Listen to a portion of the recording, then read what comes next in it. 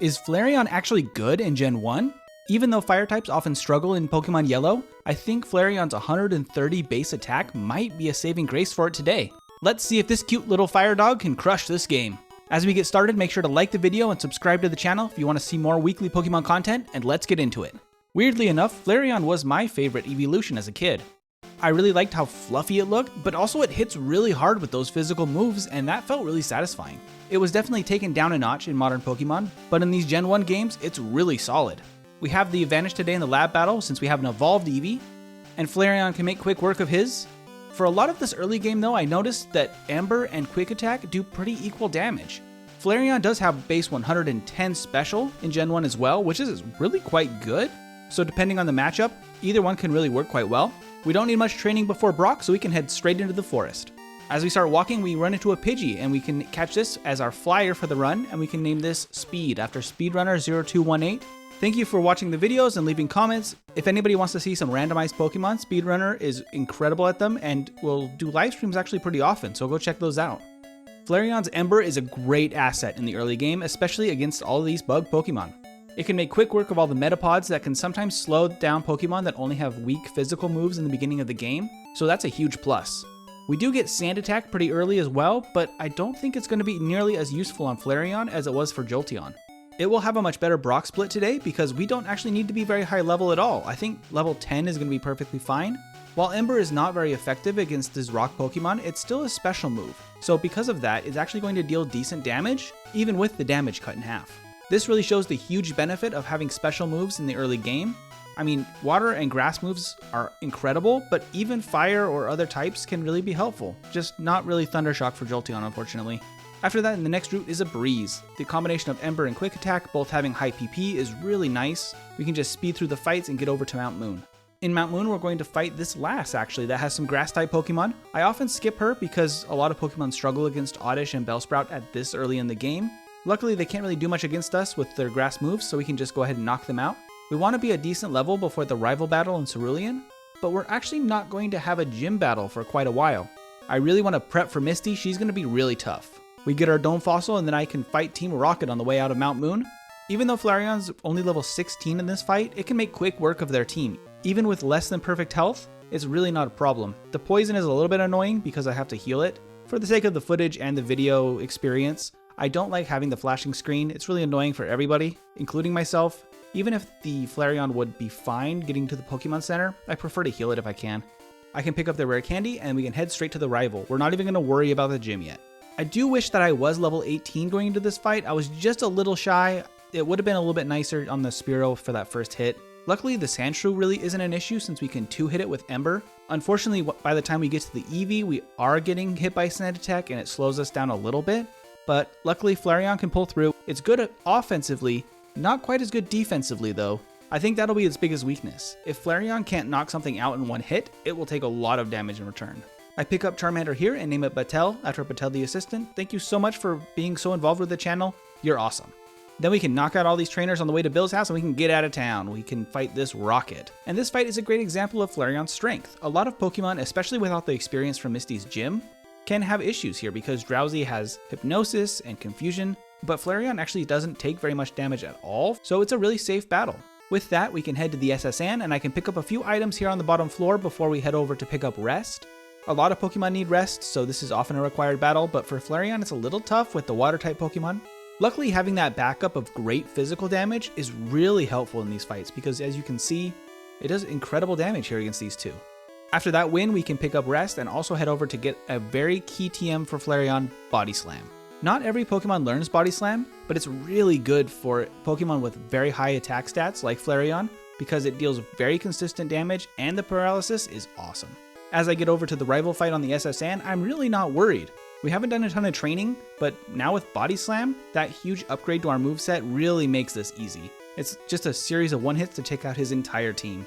With that, we actually have to dig back to Cerulean now. I still haven't fought Misty or the required trainer in her gym yet, so I gotta go do that.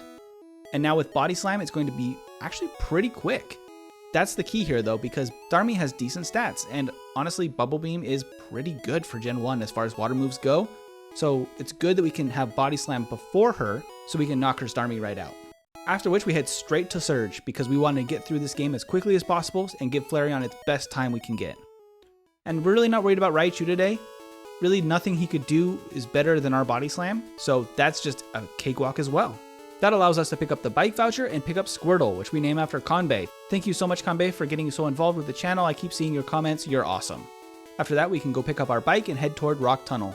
We can take a brief moment here to reflect on Flareon because it's actually doing very well for a typing that is not that good in Gen 1. This battle against the Super Nerd in Rock Tunnel is a good example of that. He has two Pokemon that both do quite well against fire types, so even though they're a lower level than Flareon, they can still do chip damage, and this type of thing makes it a little bit harder for fire types in Gen 1. And unlike Jolteon, Flareon doesn't get double kick to deal with the self-destructing hiker. But one good thing here is that his rock types take decent damage from Ember. So we're actually just going to keep using Ember and just hope they don't use Rock Throw or self-destruct, at least not too much. Luckily we get through on our first attempt and we can make it to the mid-game. We'll start doing all of our normal errands, picking up all the items we need and selling all the stuff that we've picked up so far to get as much money as possible to get some vitamins. I'm very curious how many of you actually also really liked Flareon as a kid. I know that it's probably the least popular of the original 3 Eeveelutions, but I really liked it. It's a better option honestly than Arcanine and probably even Rapidash. Ninetales is pretty good though. And I guess this is because I often was running Squirtle as my starter because that was my favorite starter. So because I already had a water Pokemon, and honestly, fishing as a kid in these games was a little bit too confusing. I was pretty young when I started playing these, so I didn't really know how to catch Pokemon from the water for quite a while, besides surfing, and you don't get surf until too late, really. After we pick up a bunch of calciums, we can head over to pick up Fly. It's great to be able to beat Surge on the first attempt, so we can just go ahead and use this straight away and head over to the rival in the Pokemon Tower. Like Jolteon and Vaporeon, Flareon is the medium fast growth rate, so we're actually not even level 30 quite yet. It is interesting to kind of look at Flareon's learn set at this point because at level 30 it learns Bite. It doesn't get a lot of really good options later in its learn set until Flamethrower, which it learns at 52, which is so late, but this is kind of a trend with Gen 1 fire types. The ones that do learn it, because not all of them do, learn it at such a late level that it's really like a very coveted move as far as like my actual playthroughs as a kid. Once you had a Charizard, a Ninetales, or a Flareon with Flamethrower, it felt so much more powerful than Ember. It was a huge improvement. But level 52 is so late. Sometimes your Pokemon wouldn't even be level 50 by the time you get to the league in these games, especially if you were only using a starter, which a lot of us did as kids, I'm sure. After we knock out Team Rocket and get our Pokeflute, we can head over to Erica's gym. Now this gym is a breeze for Flareon. We don't have to wait for a specific move like Jolteon had to. All of the Ethers and Max Ether that I've picked up so far really help us just get through this gym and the training with Body Slam as quickly as possible. Erica's team is all pretty weak to physical moves except for the Tangela, which Ember works just as well for. After that, we'll head over to the bike route and we can start training up here as well. I do want to get to around level 40 for the rival in Sylph, so I'm trying to get a little bit of experience here. At the end of the bike route, after we pick up those items, there's a guy with a bunch of coughing and wheezing on his team that give a ton of experience, at least for this point in the game, so he's a great chance to train up a little bit. Our Flareon Coles is kind of running out of steam here because we're running out of Body Slam and Ember is not nearly as good as Body Slam at this point. In fact, even if Ember is super effective, Body Slam often just still does more, which is really sad.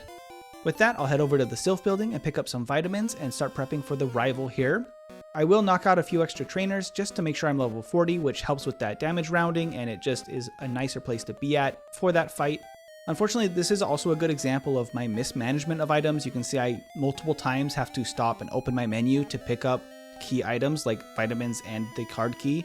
I do want to get better at this. I feel like this is a place I am losing a lot of time in these runs. I also did want to note that compared to Scott Slots and other speedrunners that I've seen, I'm actually modifying the base game a little bit less. I'm not removing any encounters, I'm not speeding up the text beyond what the normal settings of the game would allow, but for the most part I really wanted these videos to capture the experience of playing these games as a kid, just a little bit quicker. Now at level 40 I'm ready to fight the rival. He does have a couple of strong members on his team, in particular the Sandslash, especially later, is going to be quite strong, and Cloyster is going to be a decent match for us because obviously the water type. Flareon's special is actually higher than Cloyster's, so we can knock it out pretty quickly with just Ember. Later, Flamethrower or Fire Blast are going to be better options, but that's all we have for now. It does sometimes get stuck using Withdraw. That is an interesting Gen 1 AI quirk that they can't really tell the difference between status or stat boosting moves versus attacking moves. So when it's prioritizing typing, it sometimes will just pick Withdraw instead of Clamp, when obviously Clamp would have been the better move there. And with that, we got to finish off Sylph by fighting Team Rocket and Giovanni. I make quick work of Jesse and James's team here, but I do actually level up and learn Smog, or could have learned Smog at least. If Smog was a good move, that would make sense, I guess, at this point in the game. But it's actually just really terrible. I don't know why they decided to add this in yellow as a move at level 42 for Flareon. It's awful and it just doesn't make any sense really. I mean, I guess Smog, Smoke, right? But it doesn't learn Smoke Screen, I don't believe. After beating Team Rocket, we will have Giovanni here. And for Jolteon, this was actually a pretty big hurdle. Giovanni has great typing against electric Pokemon specifically. Fire types can sometimes get caught up in that as well because ground types obviously are quite good against fire types, and the rock type resists fire type moves, so he can be decent as well against fire types. Luckily for Flareon, it's not an issue today, but he is maybe going to be a concern later.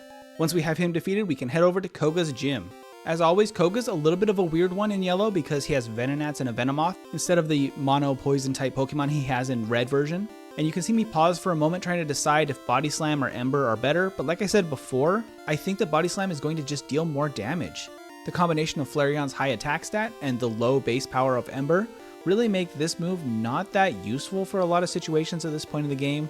I'm just really wishing for a fire type move and not Fire Spin. I could have learned that. With only 70% accuracy and taking multiple turns as a trapping move in Gen 1, it's really just not a good way to go for maximum speed. After we Body Slam Koga out of the way, I'll pick up Strength before we head over to Cinnabar Island. I figured that our matchup here is going to be better than Sabrina. I maybe could get lucky if they don't hit any really hard-hitting psychic moves. I won't outspeed though, and that's what I'm scared of. So I figure Blaine is probably a better option. After I defeat all the trainers in his gym, I can prepare to fight him. Right off the bat, Body Slam is doing incredible damage against Ninetales, and Rapidash can do a little bit of damage, but isn't that dangerous, at least with Fire Spin. One thing about Blaine's Pokemon though is that they all have really good chances to crit. Because critical hit chance is tied to base speed in Gen 1, and all of his Pokemon are pretty fast, he can really hit some hard-hitting physical moves if he gets lucky or if you're not careful. Unfortunately in this first run, I get to the Arcanine, but I just don't have what it takes to get through. I figure I might as well try this a few more times. I'm scared of Sabrina, I don't want to do that until I have to. And at this point, I don't want to use my rare candies quite yet, even though looking back at this, it would have been just better for me to have used them. This second attempt kind of ends the same way. We can get past his first two Pokemon, and then we get taken out by Arcanine. I try again and again. I really just can't get past Takedown in his last two Pokemon. Flareon's defense is not that great, and they're just hitting too hard. So I have to turn tail and flee, and I have to go back to Saffron City, and I pick up Mimic here, as well as head to Sabrina. So Sabrina doesn't really give any benefits in a solo run. It will be a little bit more experience, but I figure I might as well try her since Blaine's not working really at all. 6 resets already for Blaine is really rough.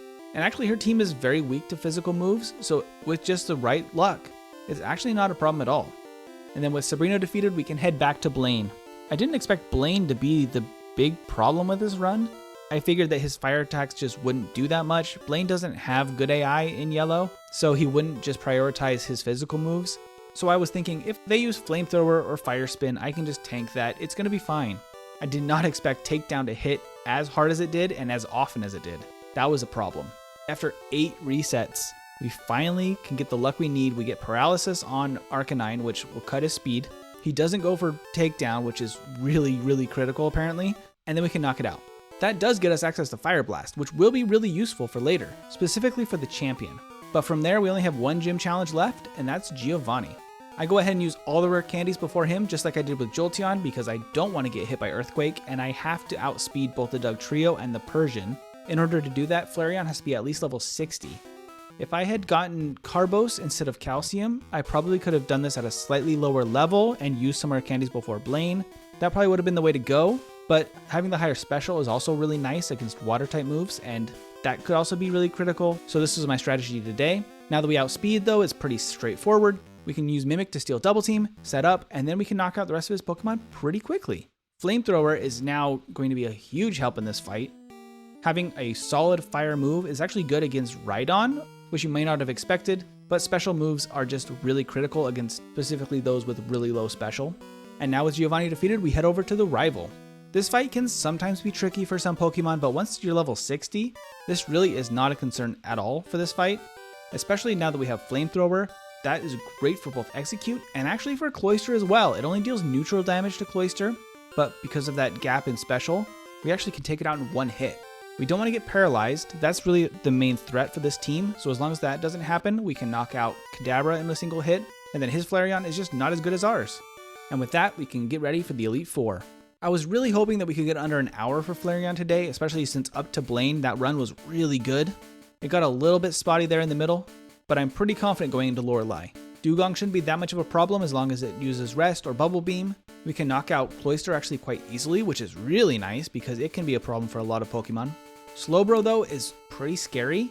We need to steal Amnesia here. That's really the only tactic that's going to be super consistent for the rest of her team. I do still have Sand Attack after all this time, and I don't think I've used it a single time in this run. Flareon just one-hits more things than Jolteon does, especially with its physical moves. Unfortunately, his first attempt without Rest doesn't quite work, but we'll just go ahead and add Rest in place of Sand Attack, and for the second attempt it goes much better. Flareon's learn set is very interesting. It's very, very limited, but it doesn't seem that way if you just look at it on paper.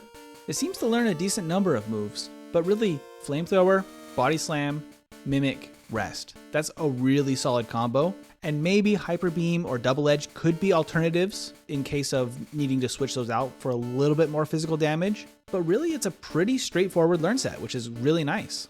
As we go into Lorelei for the second time, we can get that Amnesia actually set up since we don't get knocked out by Slowbro, and that makes the rest of her team much easier because we can actually hit Flamethrower on her next two Pokemon and take them right out. And then there's Bruno, who today can get some goofy music because Flamethrower is awesome for this fight actually. Since Onix has such low special, it just goes down to Flamethrower and his team just fizzles right out.